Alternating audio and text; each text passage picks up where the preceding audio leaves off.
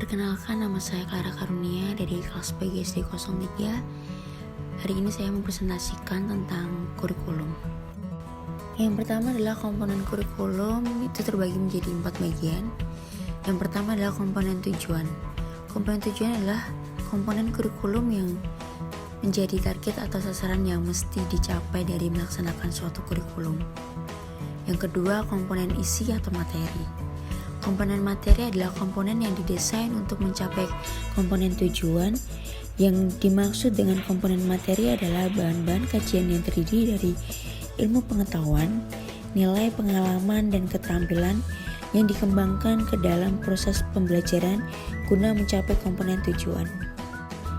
Yang ketiga adalah metode. Strategi dan metode merupakan komponen ketiga dalam pengembangan kurikulum. Komponen ini merupakan komponen yang memiliki peran sangat penting sebab berhubungan dengan implementasi kurikulum. Yang keempat adalah komponen evaluasi. Komponen evaluasi adalah komponen kurikulum yang dapat diperbandingkan seperti halnya penjaga gawang dalam permainan sepak bola. Menfungsikan evaluasi berarti melakukan seleksi terhadap siapa yang berhak untuk diluluskan dan siapa yang belum diluluskan. Selanjutnya adalah instrumen mengajar. Ada 4 jenis di instrumen mengajar. Contohnya, 1. RPP, rencana pelaksanaan pembelajaran. Yang kedua, silabus. Yang ketiga, prota, program tahunan. Yang keempat adalah promes, program semester.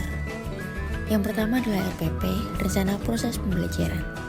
Adalah rencana kegiatan pembelajaran tatap muka untuk satu pertemuan atau lebih yang menggambarkan prosedur dan perorganisasian pembelajaran untuk mencapai satu kompensasi dasar yang ditetapkan dalam standar isi dan dijabarkan dalam silabus.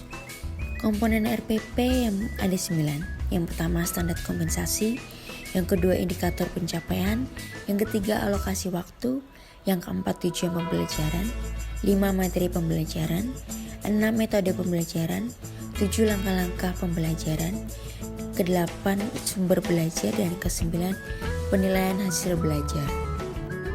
Selanjutnya adalah silabus, adalah desain atau rencana pembelajaran yang berisikan garis besar rancangan pembelajaran pada suatu mata pelajaran atau kelompok mata pelajaran yang mencakup standar kompensasi, kompetensi dasar, materi pokok, kegiatan pembelajaran, indikator, penilaian alokasi waktu, dan sumber belajar.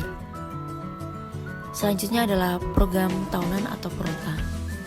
Ada rancangan kegiatan belajar mengajar secara garis besar yang dibuat dalam jangka waktu 1 tahun dengan memperhatikan analisis kurikulum beserta perhitungan pekan efektif.